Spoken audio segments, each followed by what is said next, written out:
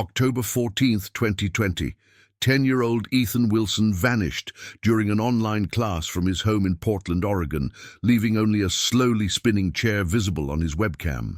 The disappearance plunged his family into an abyss of despair and confusion, while the community watched in horror as a child simply vanished from what should have been the safest place, his own home. Portland police considered multiple possibilities, from abduction to a tragic accident, but couldn't solve the case, causing outrage among the Wilson family, who never lost hope, fighting tirelessly for the truth to emerge. Before we continue, subscribe and hit the notification bell. Here we reopen archived cases with respect and proof. The pandemic had transformed childhood in America. Children who once ran through playgrounds now sat confined to computer screens, their education reduced to pixelated faces in digital squares. For 10-year-old Ethan Wilson, this new reality felt particularly isolating. His mother, Sarah Wilson, a nurse working double shifts at Portland General Hospital, had established strict routines to maintain normalcy in their modest two-story home on Southeast Division Street. That Tuesday morning began like any other pandemic day. Sarah prepared Ethan's breakfast while reviewing her patient charts, her mind already at the hospital where COVID cases continued overwhelming the ICU. Ethan, a bright child with sandy hair and an infectious smile, sat at his makeshift desk in the living room, a folding table positioned near the window where natural light would illuminate his face for the webcam. "Remember, sweetheart, Mrs. Henderson's class starts at 9, Sarah called from the kitchen, checking her watch. The digital divide had forced teachers like Mrs. Henderson to become technical experts overnight, managing virtual classrooms while trying to maintain the personal connection that made learning meaningful.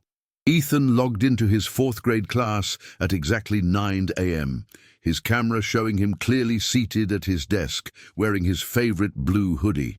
Mrs. Henderson took attendance, noting Ethan's cheerful "here" when his name was called.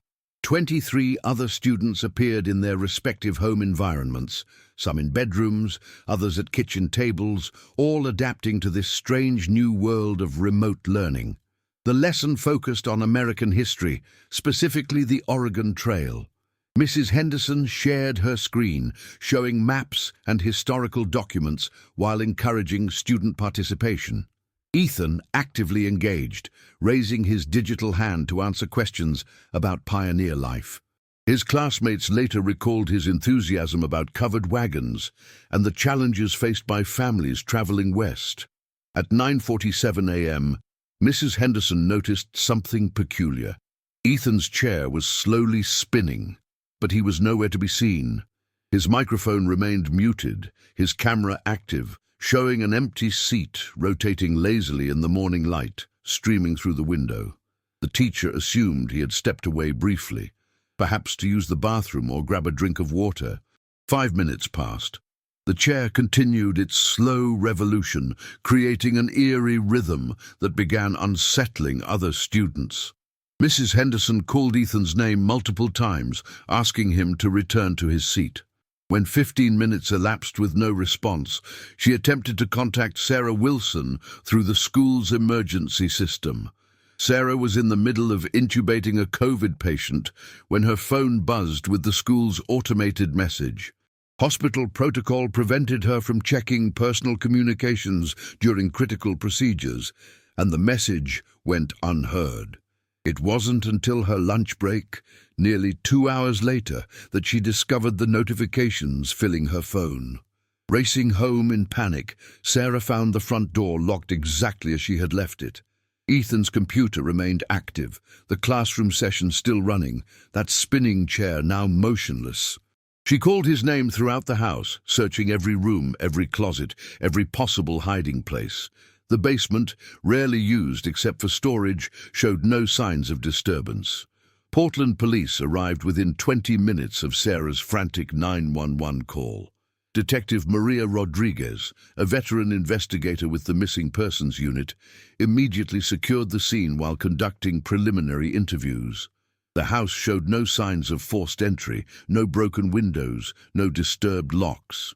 Ethan's bedroom appeared normal, his bed made, his school books stacked neatly for the day's lessons. The digital evidence presented the most puzzling aspect of the case. Mrs. Henderson provided screen recordings from the class session, showing Ethan's active participation until that moment when his chair began spinning. Technology experts analyzed the footage frame by frame, searching for any indication of what might have caused his sudden disappearance. Neighbors reported nothing unusual that morning.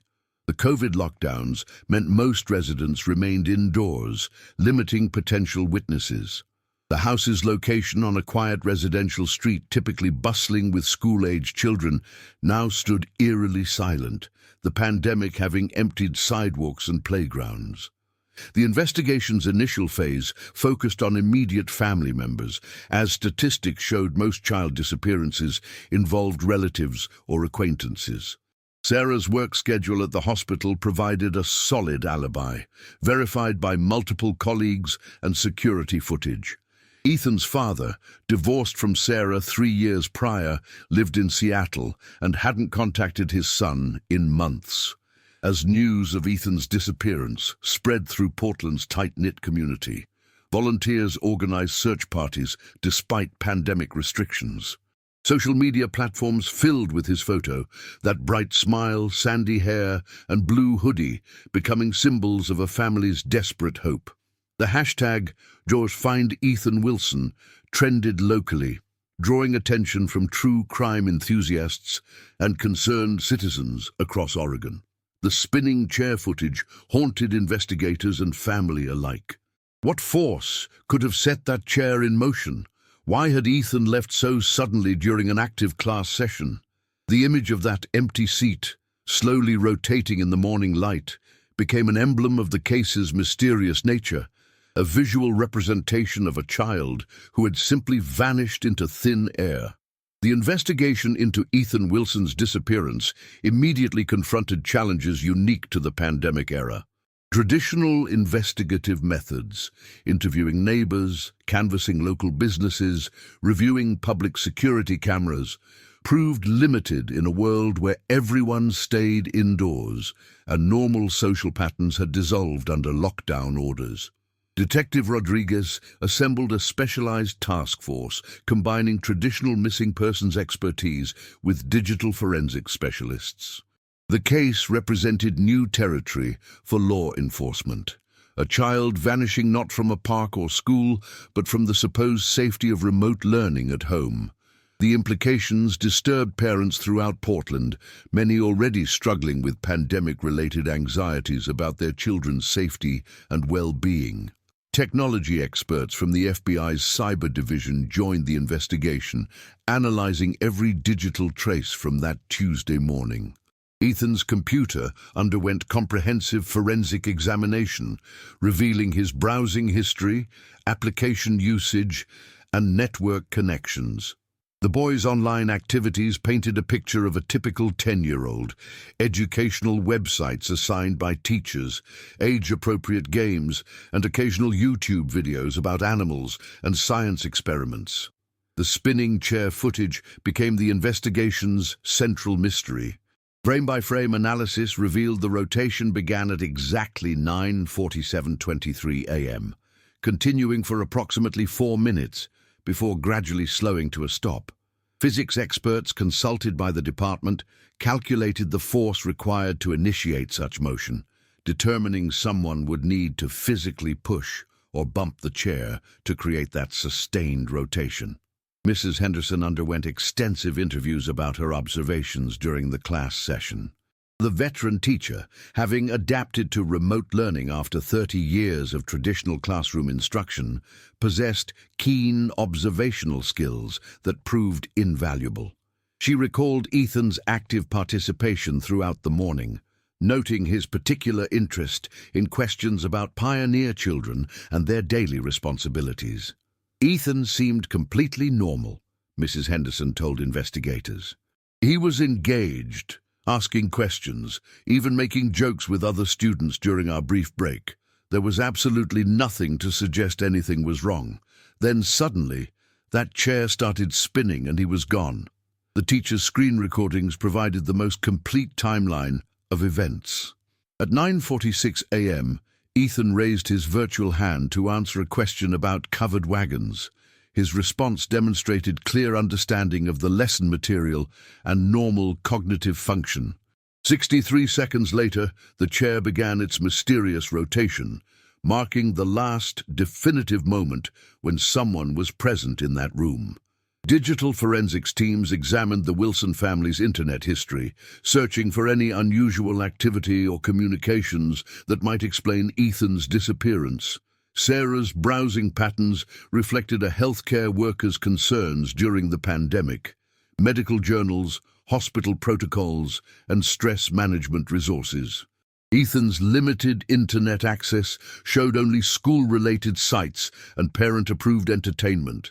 The investigation expanded to examine potential online predators or suspicious contacts. Ethan's school email account, carefully monitored by both Sarah and school administrators, contained only legitimate educational communications.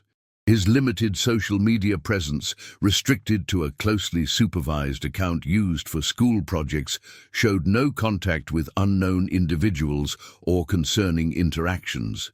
Neighbors underwent systematic interviews, though pandemic restrictions limited their observations. The Hendersons, an elderly couple living next door, reported hearing nothing unusual that Tuesday morning. The Patels across the street, both working from home, noticed Sarah's frantic return around noon, but had observed no other activity at the Wilson residence. The house itself became a forensic laboratory. Crime scene technicians processed every room for fingerprints, DNA evidence, and signs of struggle. The living room where Ethan attended class revealed only expected evidence, his fingerprints on the computer, chair, and desk surface. No foreign DNA, no signs of violence, no indication anyone else had been present in that space. Portland police expanded their investigation radius, examining sex offender registries within a 50-mile radius of the Wilson home. Known predators underwent alibi verification and background checks. The pandemic's impact on criminal behavior patterns complicated this process, as many individuals' normal routines had been disrupted by lockdown orders. Sarah Wilson's interviews revealed a devoted mother struggling with pandemic-related stress and the demands of frontline healthcare work. Her colleagues at Portland General Hospital described her as reliable, caring, and deeply committed to her son's well-being. The divorce from Ethan's father had been amicable, focused on their child's best interests, with no history of custody disputes or domestic violence. The media attention intensified as days passed without answers. Local news stations interviewed child safety experts about protecting children during remote learning. National true crime podcasts began featuring Ethan's case, drawing amateur investigators and psychics who claimed to have insights into his disappearance. Social media analysis revealed no credible threats or suspicious activity targeting Ethan or his family. The boy's digital footprint remained remarkably clean for a 10-year-old, reflecting Sarah's careful supervision of his online activities. School administrators praised both mother and son for their adaptation to remote learning and active participation in virtual classroom communities. As the first week concluded without breakthrough discoveries, the investigation faced a disturbing reality. Ethan Wilson had vanished without leaving any conventional evidence of foul play, accident, or voluntary departure. The spinning chair remained the case's most tangible clue, a haunting reminder of a child who had simply disappeared from what should have been the safest possible environment. The pandemic's impact on investigative resources became increasingly apparent. Reduced staffing due to COVID protocols, limited access to certain locations and witnesses, and the general disruption of normal social patterns all complicated traditional police work. Detective Rodriguez found herself pioneering new approaches to missing persons cases in an era when the very nature of human interaction had fundamentally changed. 2 weeks after Ethan Wilson's disappearance, the case evolved from a local missing child investigation into a phenomenon that captured national attention.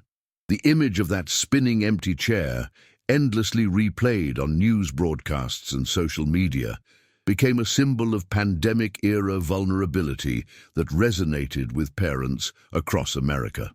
The FBI officially joined the investigation under the assumption of possible interstate child abduction.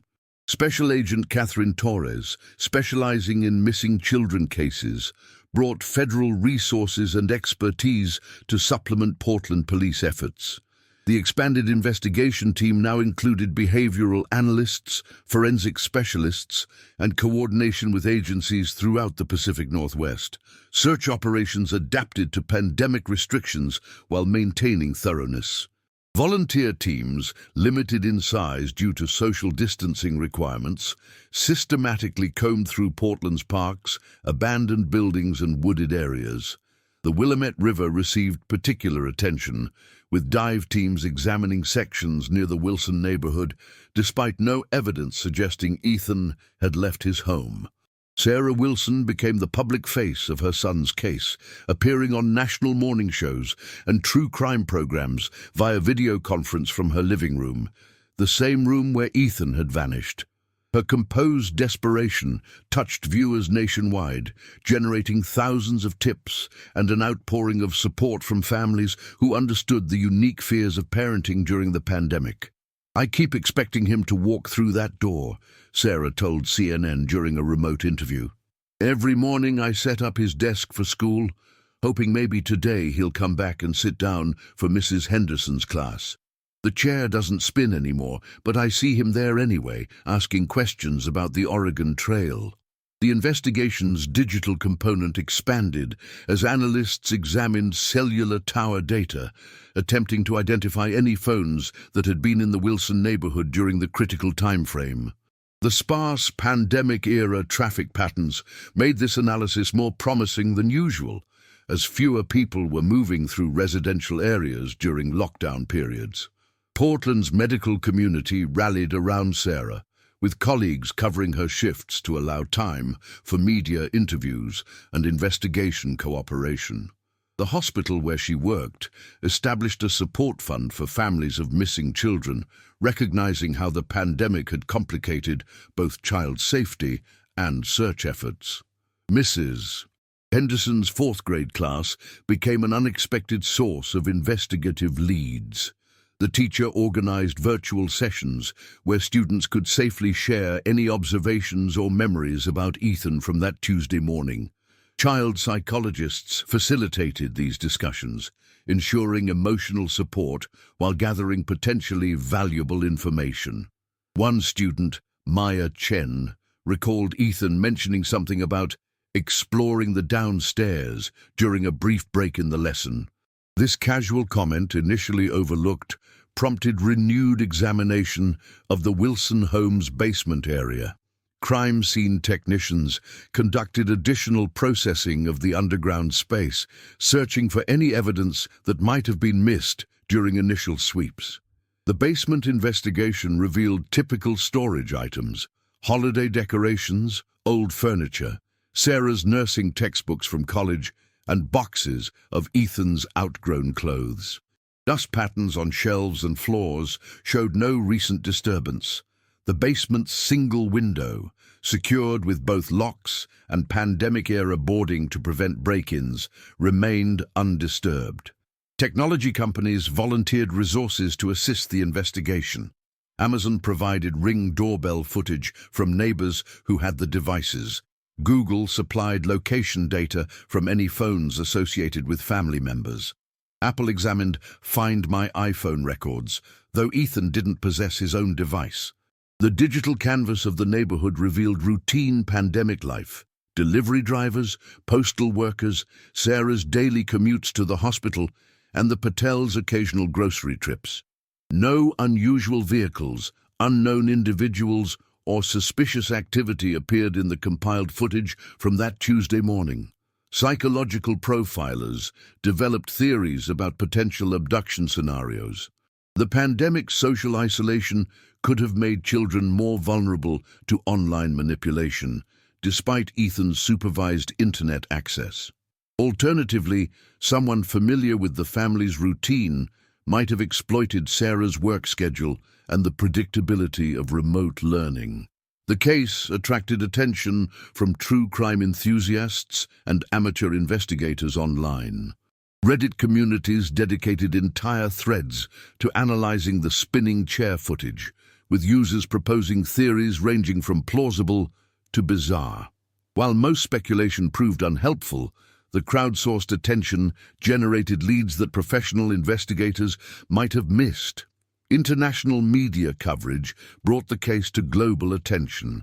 The BBC interviewed child safety experts about the unique vulnerabilities created by remote learning. European news outlets discussed how the pandemic had changed the nature of child protection worldwide. Ethan's disappearance became a cautionary tale about new forms of risk in an increasingly digital world. Local businesses displayed Ethan's photo in windows, despite reduced foot traffic during pandemic restrictions. Coffee shops, grocery stores, and pharmacies became informal coordination centers, where community members shared information and organized volunteer efforts within social distancing guidelines.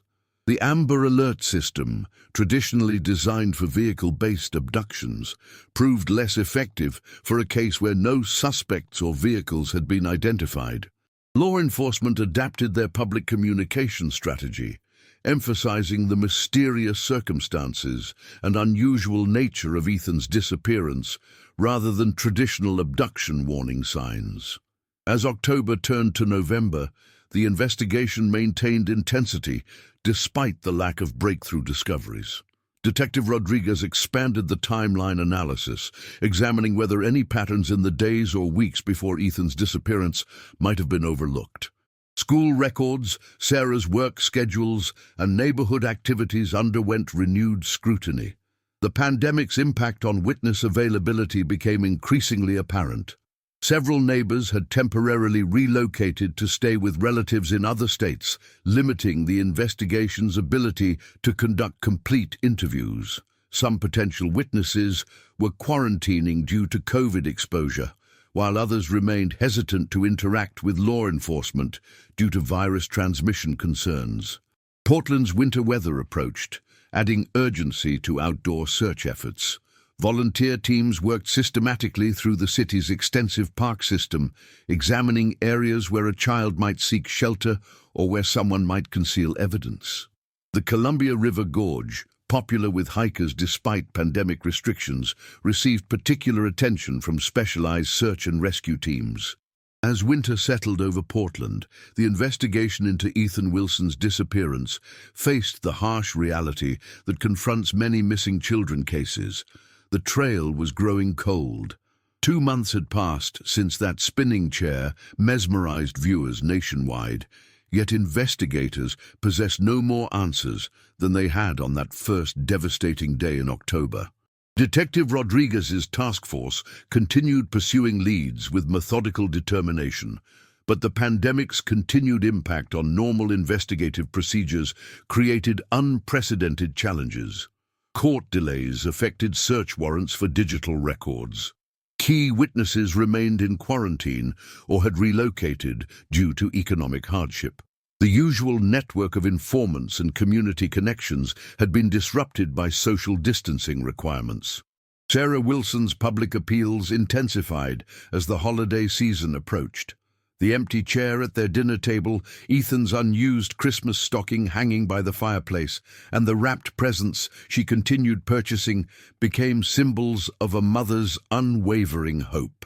Local news stations featured her story regularly, maintaining public attention despite the lack of new developments.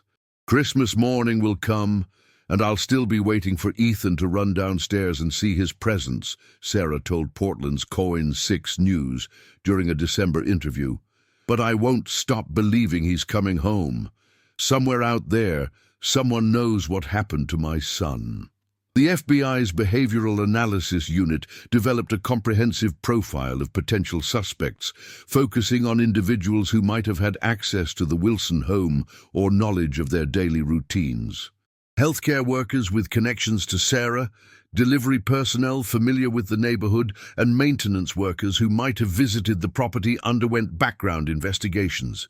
Technology analysis revealed an intriguing anomaly that had initially been overlooked. The Wilson family's internet connection showed a brief spike in data usage at 9:46 a.m. on the morning of Ethan's disappearance, exactly 1 minute before the chair began spinning. The surge lasted only seconds, too brief to indicate significant file transfers or streaming activity, but unusual enough to warrant investigation. Cybersecurity experts examined the data spike, considering possibilities ranging from malware activation to someone remotely accessing the family's network. The timing correlation with Ethan's disappearance seemed too coincidental to ignore, yet technical analysis revealed no evidence of external intrusion or suspicious network activity. Mrs. Henderson's classroom recordings underwent enhanced audio analysis by FBI specialists. Using sophisticated software to isolate background sounds, technicians detected what might have been a faint creak or footstep during the moments before Ethan vanished. However, the sound was too indistinct to provide definitive evidence of another person's presence in the room. Portland police expanded their investigation to include anyone who might have had legitimate access to the Wilson home. Sarah's work colleagues, school personnel who might have conducted welfare checks, utility workers, and maintenance staff all underwent thorough background examinations. The pandemic had actually reduced the number of people entering homes for routine services, simplifying this aspect of the investigation. The case attracted attention from psychics, mediums, and individuals claiming paranormal insights. While law enforcement typically dismiss such offers, the desperation surrounding Ethan's disappearance led to some unconventional investigative approaches. None provided credible leads, but they reflected the community's willingness to explore any possibility that might bring the boy home. Social media analysis continued revealing the extensive network of support surrounding the Wilson family. The Tuck Find Ethan Wilson hashtag generated millions of interactions worldwide. International missing children organizations shared his information across borders. The case became a symbol of pandemic-era vulnerability that transcended geographic boundaries. Local businesses maintained their commitment to keeping Ethan's case visible. Coffee shops displayed his photo alongside QR codes linking to FBI tip lines.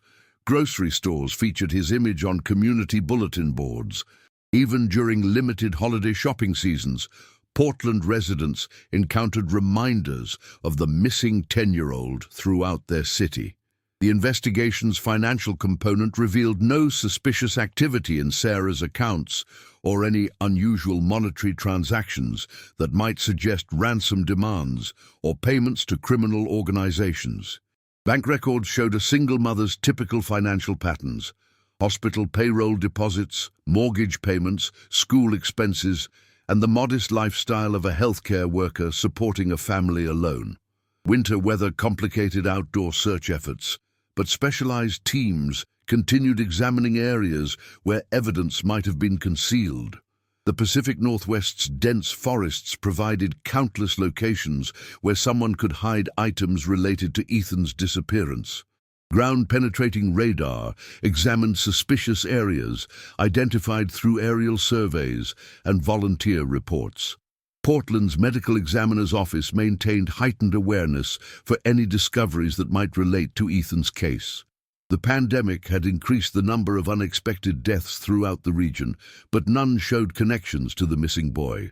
Dental records and DNA samples remained ready for immediate comparison should relevant evidence emerge.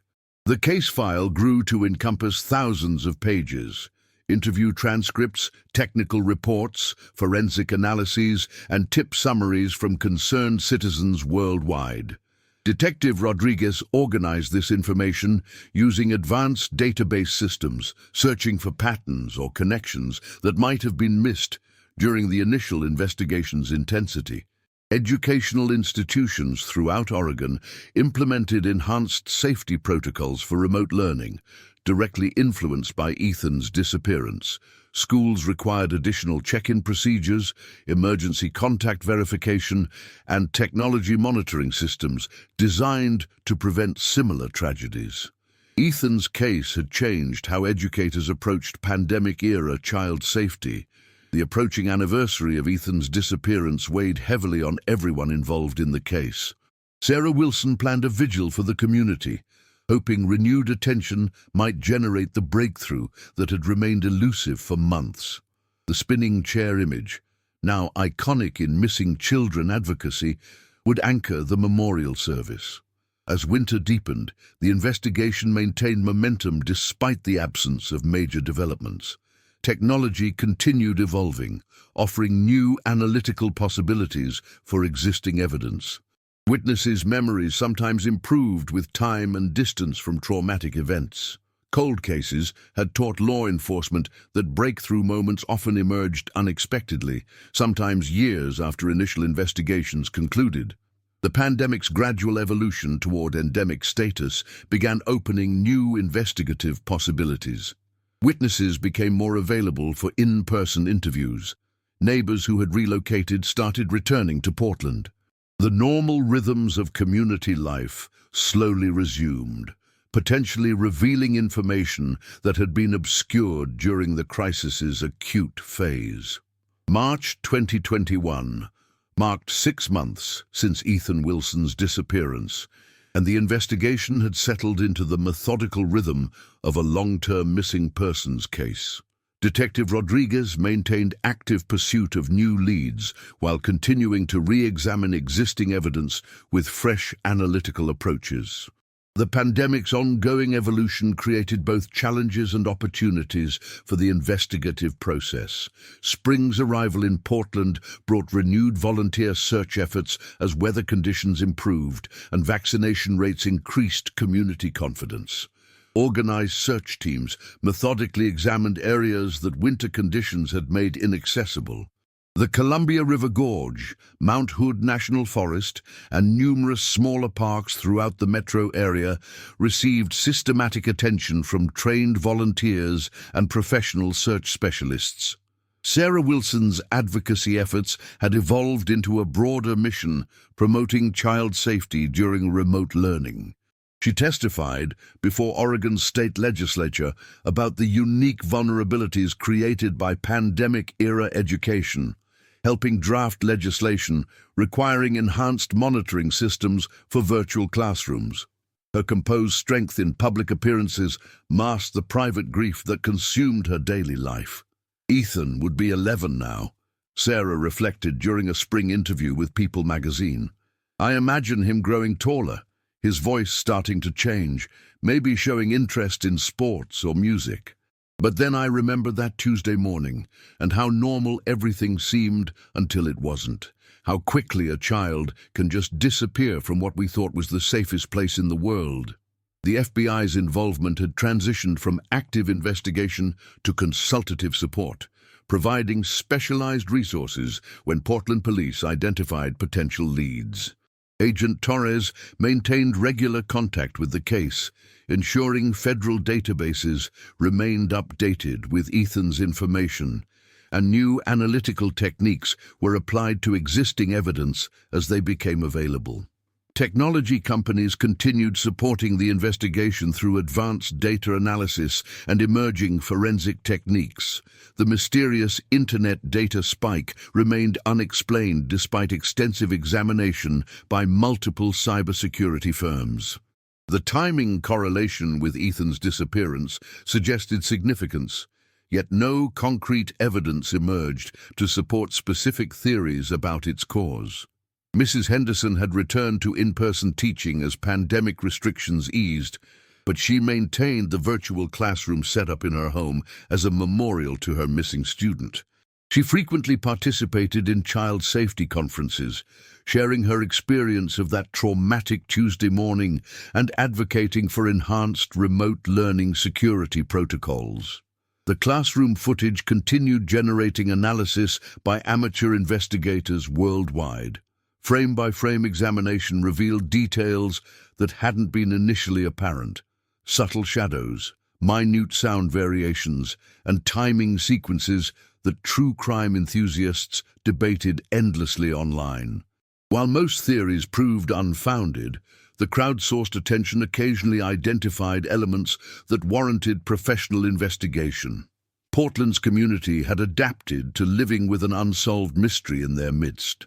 Ethan's photograph remained displayed in businesses throughout the city, his case integrated into the collective consciousness of residents who had watched his story unfold. Local media marked monthly anniversaries, ensuring the investigation remained visible despite the absence of major developments. The Wilson home had become an informal memorial site where community members occasionally left flowers, cards, or small toys. Sarah maintained the displays respectfully while working with police to ensure no evidence was contaminated by well-meaning visitors. The house itself remained largely unchanged, with Ethan's room preserved exactly as he had left it that Tuesday morning. Financial analysis of the case revealed the enormous cost of extended missing children investigations. Federal, state, and local agencies had invested hundreds of thousands of dollars in search efforts, forensic analysis, and personnel resources. Private donations supported additional investigative activities and Sarah's advocacy work, demonstrating sustained community commitment to finding answers. International attention continued as Ethan's case became a reference point for pandemic-era child safety discussions. European law enforcement agencies studied the investigative approaches used in Portland. Child protection organizations worldwide incorporated lessons learned from the case into their safety protocols and training programs. The spinning chair footage had been analyzed by physicists, engineers, and motion specialists seeking to understand what might have caused its rotation. Computer modeling suggested several possible scenarios, from air currents created by opening doors to deliberate human manipulation. However, none of the theories aligned perfectly with the observed motion patterns and environmental conditions. Psychological profiles of potential suspects continued evolving as behavioral analysts incorporated new understanding of pandemic-era social dynamics. The isolation and stress experienced by millions of Americans had created unpredictable behavioral patterns that complicated traditional profiling approaches. The investigation adapted to consider these unprecedented social conditions. Portland police had established a dedicated tip line that continued receiving calls from concerned citizens worldwide. Most reports proved unrelated to Ethan's case, but investigators followed every lead that met basic credibility standards. The volume of international tips reflected the case's global recognition and the persistent hope that someone, somewhere, possessed crucial information. As the one-year anniversary approached, media attention intensified with retrospective coverage, examining how the case had evolved. Documentary filmmakers expressed interest in comprehensive examinations of the investigation.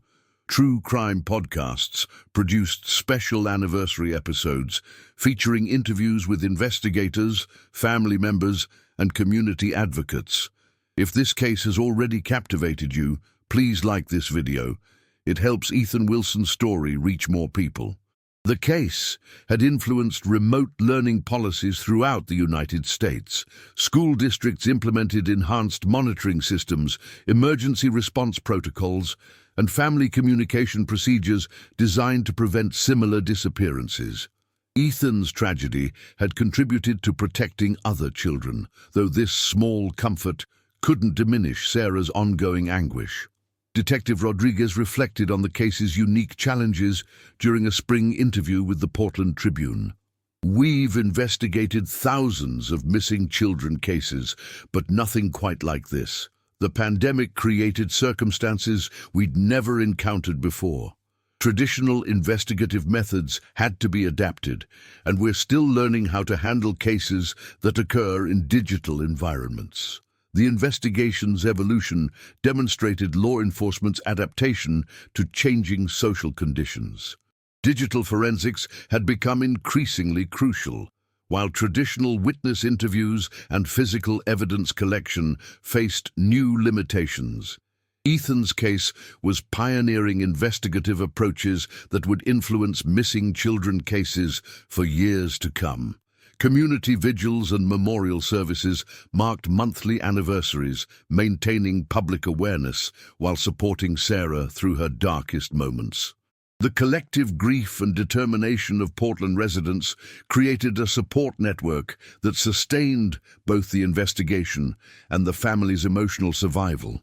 October 2022 arrived with the weight of 2 years since Ethan Wilson's disappearance. Sarah had somehow learned to live with the constant ache of uncertainty, channeling her pain into advocacy work that had helped pass new legislation protecting children during remote learning. The investigation remained officially active, though the daily intensity had evolved into methodical long-term case management. The Wilson home had developed structural issues that autumn, requiring significant renovations to address foundation problems that had worsened during Portland's unusually wet winter. Sarah approached the necessary construction work with mixed emotions. The house held her last memories of normal life with Ethan, yet the deteriorating conditions made repairs unavoidable.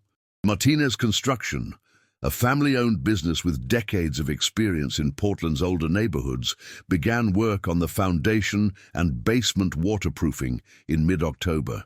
The crew's foreman, Roberto Martinez, had followed Ethan's case closely and approached the job with unusual sensitivity, understanding the emotional significance of every aspect of the Wilson property. On October 18, 2022, exactly 2 years and 4 days after Ethan's disappearance, construction worker Danny Reeves was examining support beams in the basement when he noticed an inconsistency in the wall structure. Behind what appeared to be original basement paneling, his measuring tape detected a hollow space that didn't align with the house's architectural blueprints. "Hey, Roberto, come look at this," Danny called to his foreman. "There's something weird about this wall section. It's like there's a gap behind it, but it's not supposed to be there according to the plans." Roberto Martinez immediately contacted Sarah, who was at the hospital working her shift. Understanding the potential significance, he also called Portland police before proceeding with any demolition. Within an hour, Detective Rodriguez arrived at the house with crime scene technicians and FBI agent Torres, who had maintained involvement in the case despite its cold status. The wall section in question appeared original to the house's 1950s construction, but closer examination revealed subtle signs of more recent modification. The paneling matched the rest of the basement perfectly, yet tool marks invisible to casual observation suggested it had been removed and reinstalled within the past few years. Working under strict evidence preservation protocols, investigators carefully removed the paneling to reveal a concealed storage space approximately 3 feet wide, 2 feet deep, and 4 feet high. Inside this hidden compartment, they discovered items that sent shockwaves through the investigation and shattered 2 years of theories about Ethan's disappearance. Ethan's blue backpack, the one he had used for carrying school supplies between his bedroom and improvised classroom, sat in the center of the space. The bag appeared deliberately placed, not carelessly tossed or hidden in panic. Beside it lay his favorite notebook, the one decorated with Oregon Trail-themed stickers that Mrs. Henderson remembered him showing to classmates during virtual show-and-tell sessions. More disturbing than the backpack itself were the other items sharing the concealed space. Adult-sized work gloves still bearing traces of what appeared to be concrete dust. A small shovel with soil residue that didn't match the Wilson property's landscaping. Most chilling of all, a manila envelope containing photographs of Ethan taken through windows, images clearly captured without the family's knowledge or consent. Sarah arrived home to find her property surrounded by police vehicles, FBI units, and news vans that had responded to reports of a significant development in the case. The sight of investigators emerging from her basement, carrying evidence bags containing her son's belongings, nearly collapsed her emotionally, requiring medical attention from paramedics on scene. "Those are Ethan's things," she whispered through tears as Detective Rodriguez showed her photographs of the recovered items. "That's his backpack, his special notebook. But how did they get there? I've been living here for 2 years. How could they have been hidden in my own basement without me knowing?" The discovery transformed the investigation from a missing child case to a potential homicide with evidence concealment. The hidden compartment's construction required significant planning and building knowledge. Someone had deliberately created this space, concealed it expertly, and used it to store items directly connected to Ethan's disappearance. Forensic analysis of the concealed space began immediately. DNA testing, fingerprint examination, and trace evidence collection would take weeks to complete, but initial observations suggested the compartment had been constructed within the past 3 to 5 years. Tool marks indicated professional-grade equipment, while the precision of the work suggested expertise in construction or renovation. The photographs found with Ethan's belongings proved particularly disturbing. Taken from various angles around the Wilson property, they showed Ethan playing in the backyard, sitting at his computer for virtual school, and moving through the house during normal daily activities. The images appeared to have been captured over several weeks or months before his disappearance.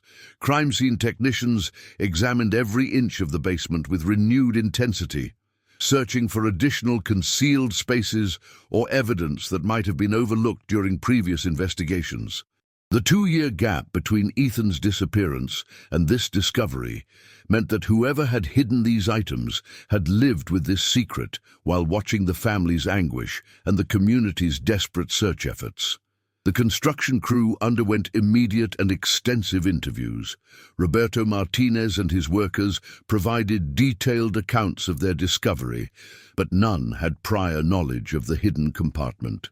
Background investigations revealed no connections to the Wilson family or suspicious activities in their personal histories. Media attention exploded as news of the discovery spread nationwide.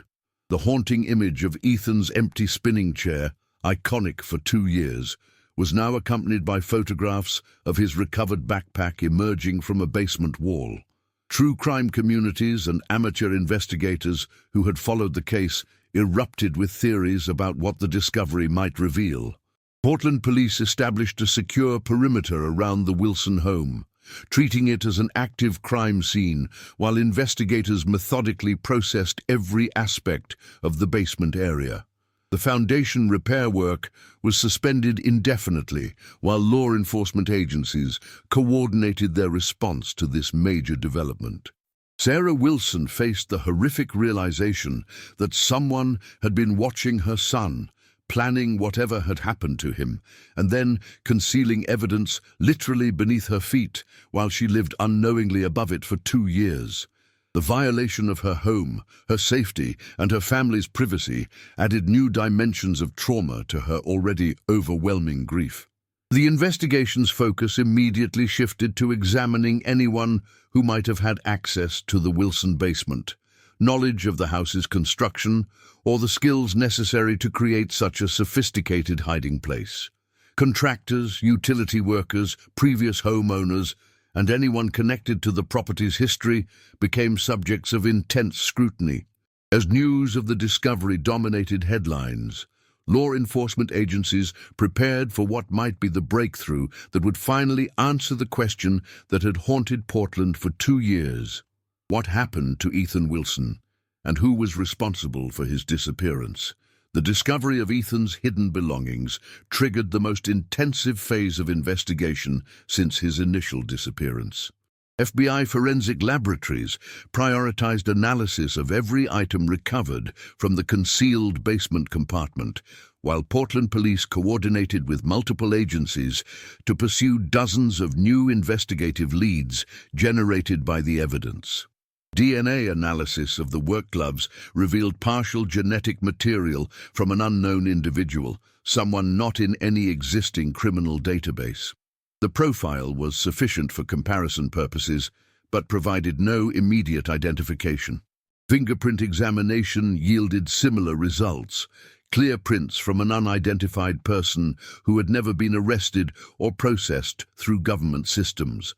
The photographs of Ethan proved even more disturbing upon detailed analysis.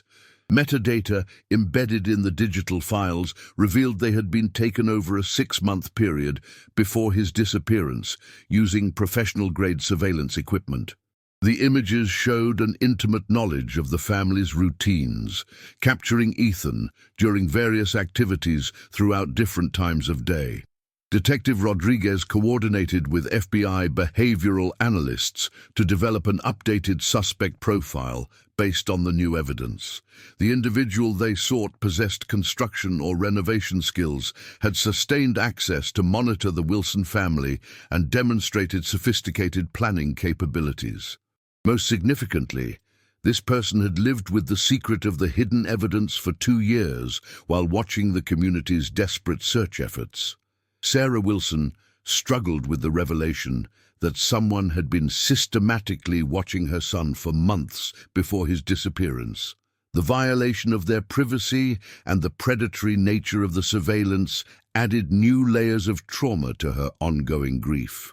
Victim services specialists provided support while investigators conducted sensitive interviews about the family's routines and potential suspects. To know that someone was out there watching Ethan, planning whatever happened to him, it makes me feel sick, Sarah told Detective Rodriguez during a follow-up interview. How many times did I look out those windows, thinking we were safe in our own home, while someone was photographing my little boy? The investigation expanded to examine everyone who had worked on the Wilson property in recent years. Home improvement contractors, utility workers, delivery personnel, and anyone who might have had legitimate access to the basement underwent intensive background checks. The concealed compartment's construction required both skill and opportunity, narrowing the suspect pool to individuals with specific capabilities.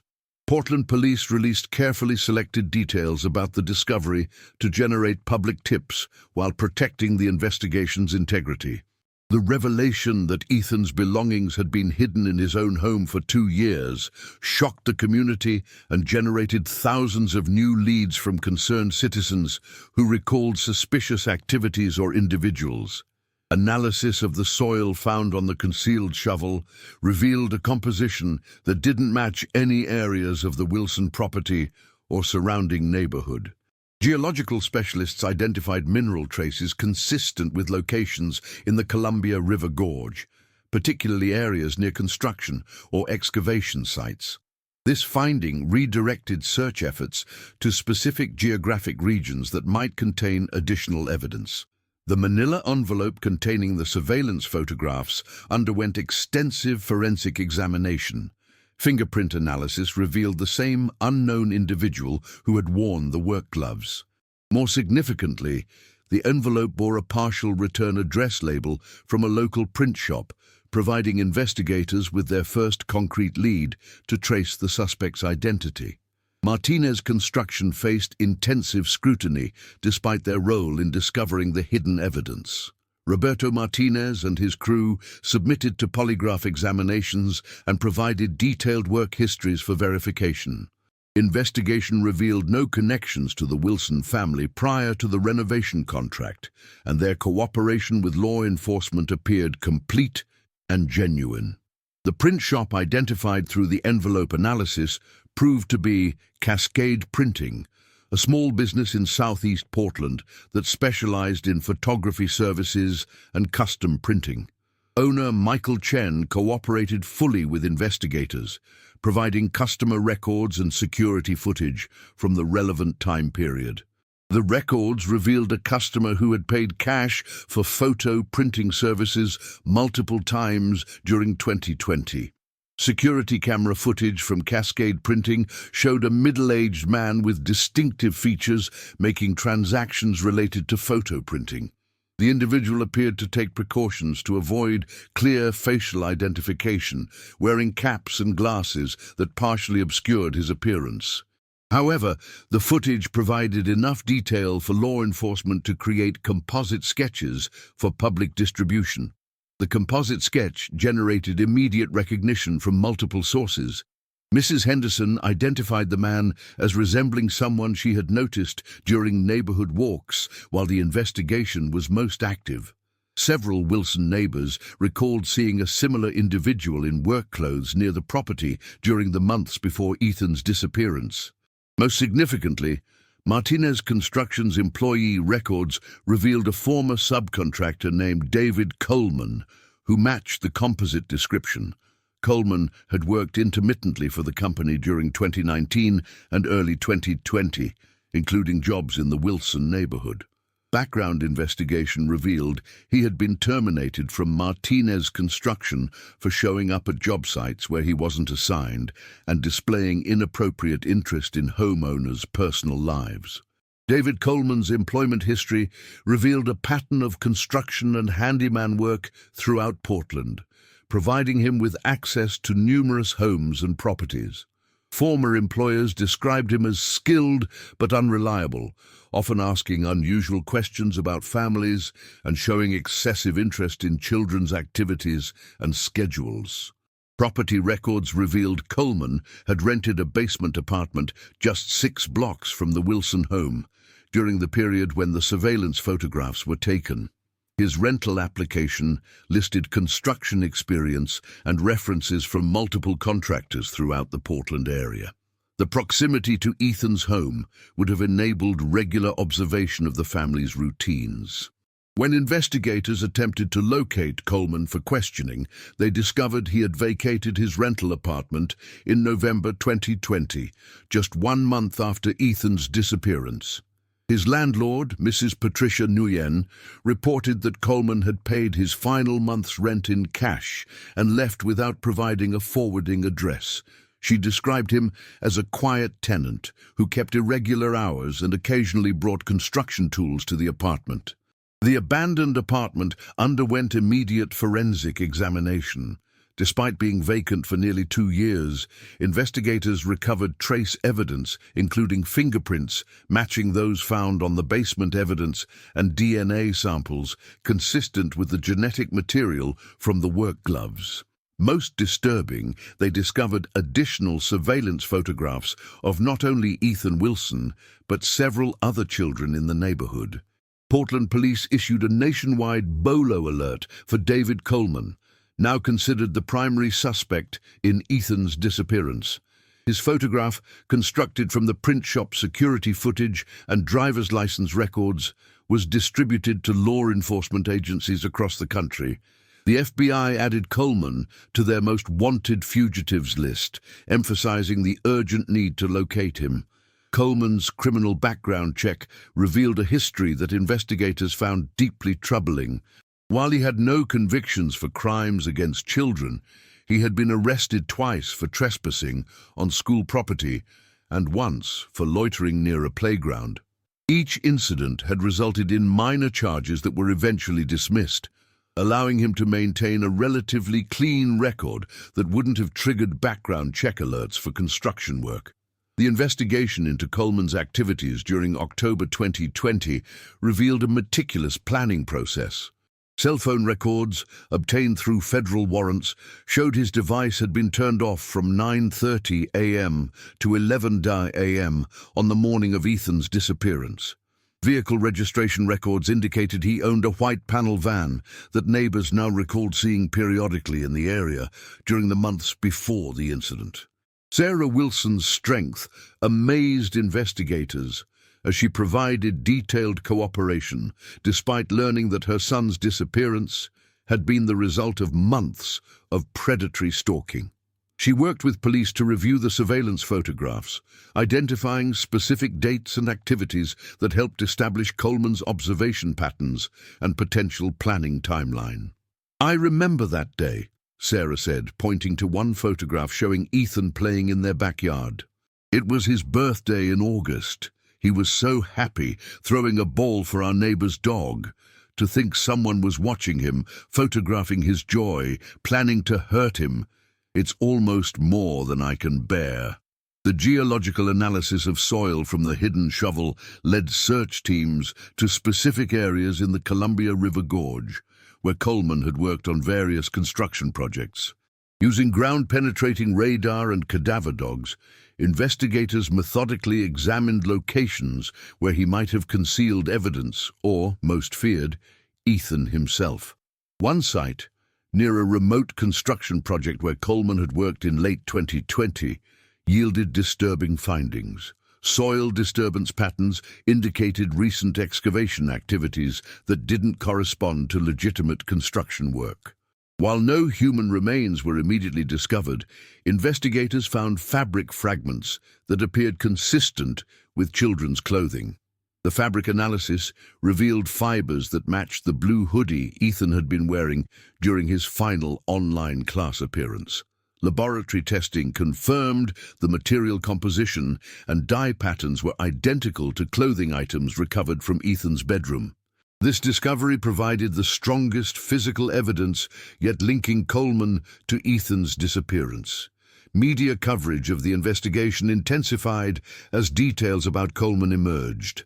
The revelation that a construction worker had been systematically stalking the Wilson family shocked the Portland community and generated discussions about background check requirements for workers who enter private homes. Local news stations featured safety experts discussing how families could protect themselves from similar predatory behavior. Coleman's former co-workers at Martinez Construction and other companies underwent extensive interviews about his behavior and any unusual statements he might have made. Several recalled him asking inappropriate questions about homeowners' children and showing excessive interest in family schedules and routines. This pattern of behavior had been concerning but not criminal enough to trigger formal complaints. The FBI's Behavioral Analysis Unit developed a comprehensive profile of Coleman based on the evidence and witness statements. They characterized him as an organized predator who used his legitimate construction work as cover for identifying and stalking potential victims. His methodical approach and sophisticated concealment techniques suggested this might not have been his first such crime. Interstate coordination became crucial as investigators traced Coleman's movements following Ethan's disappearance. Credit card records and employment databases revealed he had worked construction jobs in Washington State, California, and Nevada during 2021 and early 2022. Each location was being examined for potential connections to other missing children cases. The discovery of additional surveillance photographs in Coleman's apartment prompted law enforcement to contact families of other children who had been photographed. These families underwent victim services support and security assessments while providing information about any suspicious activities they might have observed in their neighborhoods. As the investigation evolved from a missing child case to an active manhunt for a suspected predator, law enforcement agencies coordinated resources for what they hoped would be the final phase of bringing answers to the Wilson family and justice for Ethan's disappearance. The search for David Coleman became one of the Pacific Northwest's most intensive fugitive hunts in recent memory. FBI agents, U.S. Marshals, and local law enforcement agencies across multiple states coordinated efforts to locate a man who had managed to evade capture for nearly 2 years while potentially continuing his predatory activities in other communities. Coleman's employment history in the construction industry provided both advantages and challenges for investigators. His legitimate work skills allowed him to find cash-paying jobs that avoided formal background checks, But the nature of construction work also created paper trails through material purchases, vehicle registrations, and subcontractor relationships that experienced investigators could follow. The FBI's Behavioral Analysis Unit warned that Coleman's sophisticated planning and patience suggested he might have established multiple identities or safe houses. His ability to conceal evidence for 2 years while living near the crime scene demonstrated organizational skills that would serve him well as a fugitive. The unit advised law enforcement to expect a methodical adversary who wouldn't make careless mistakes. Oregon State Police coordinated with highway patrol agencies throughout the western United States to monitor for Coleman's registered white panel van.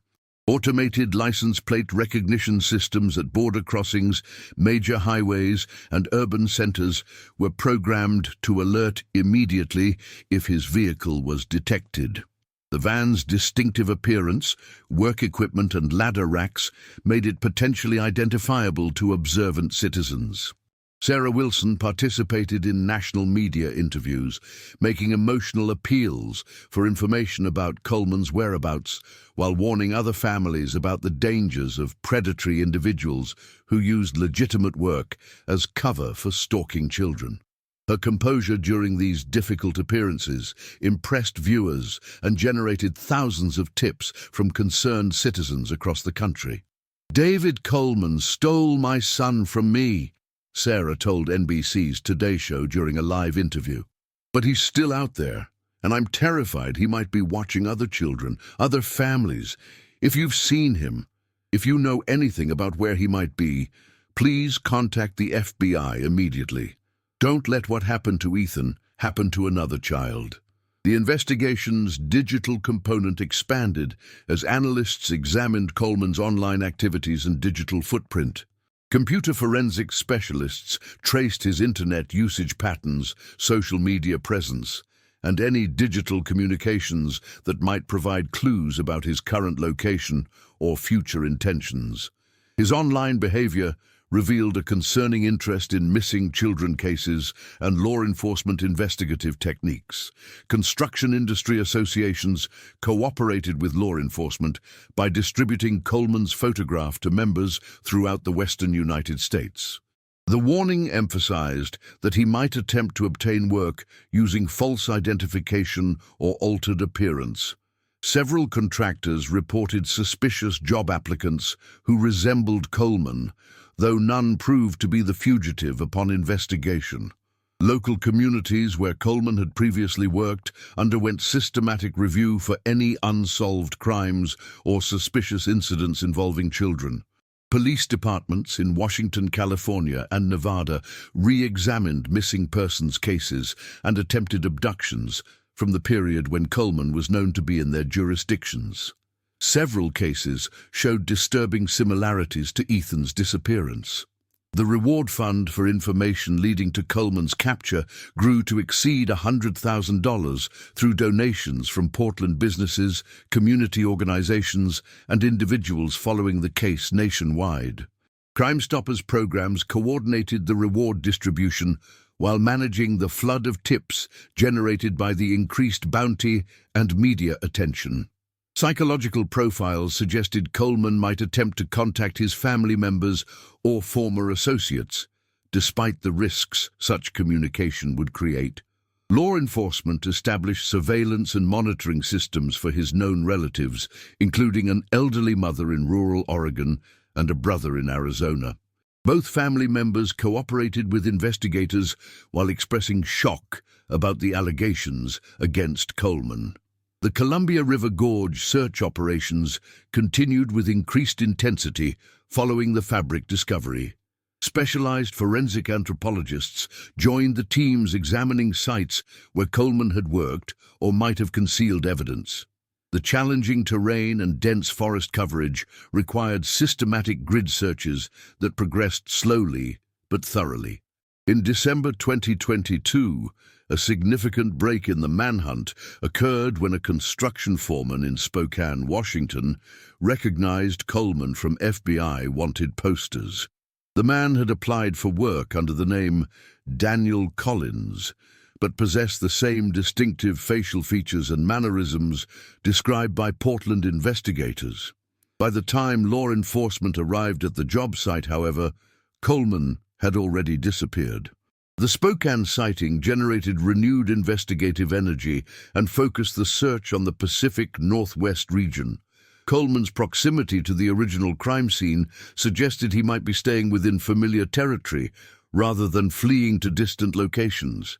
This geographic focus allowed law enforcement to concentrate resources more effectively. Surveillance footage from businesses near the Spokane construction site showed Coleman purchasing supplies and food, providing investigators with current photographs that revealed changes in his appearance. He had grown a beard, lost weight, and was wearing different style clothing than previous images showed. The updated photos were immediately distributed to law enforcement and media outlets. Coleman's behavior in Spokane indicated he was becoming increasingly desperate or careless. Witnesses reported that Daniel Collins had asked unusual questions about police activity in the area and seemed nervous when discussing background check requirements for employment.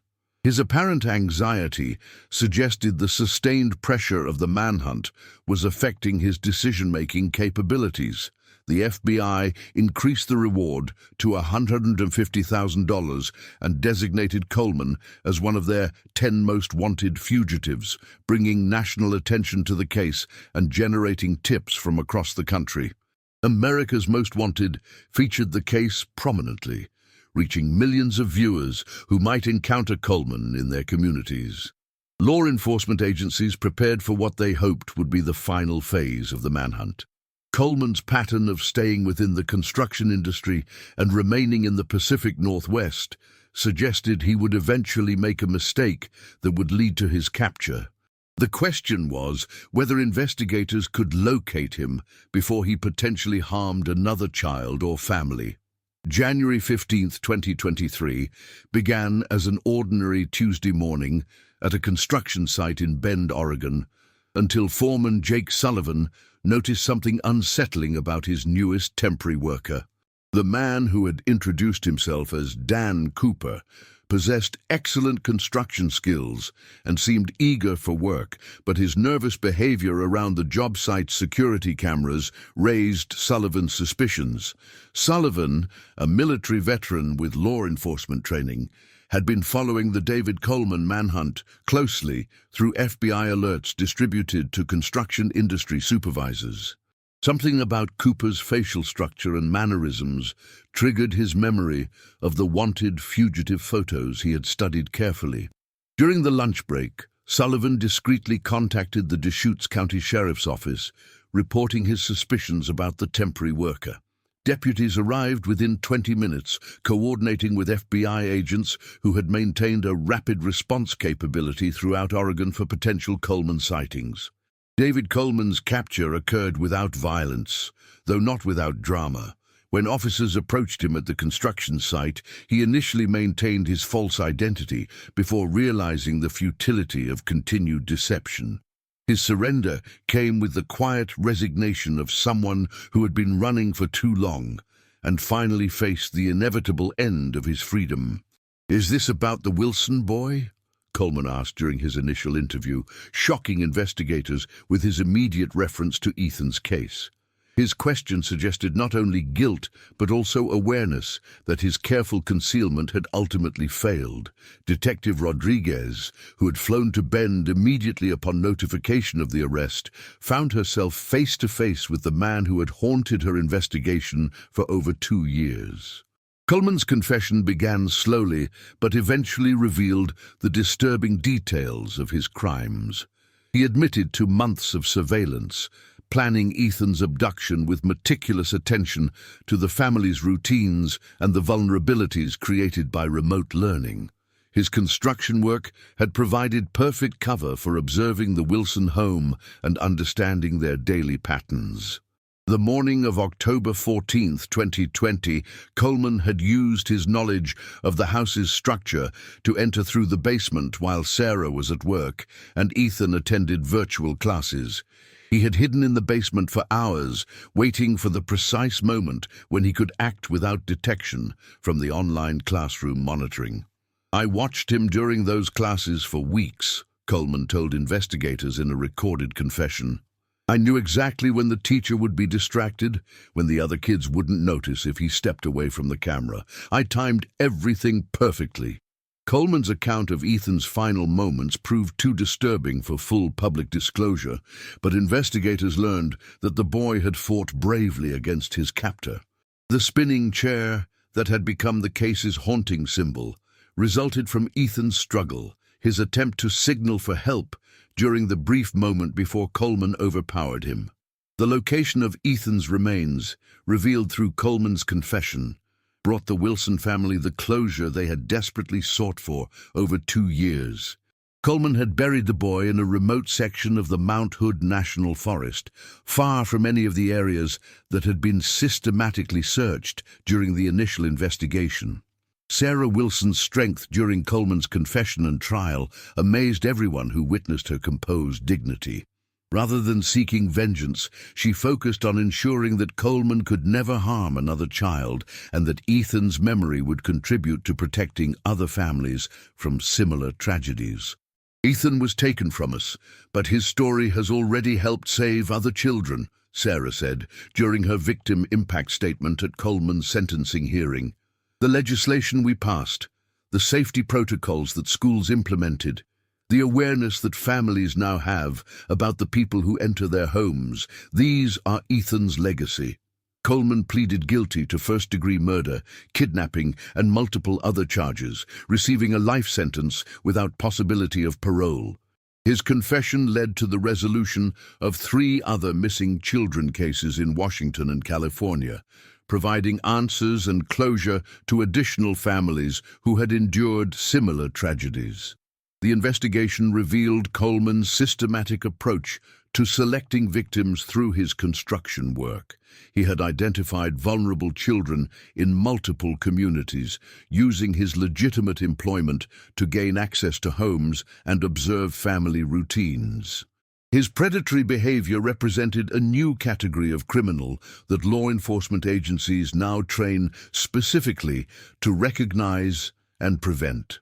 Portland police implemented new protocols for background checks on workers entering homes with children, inspired directly by the lessons learned from Ethan's case.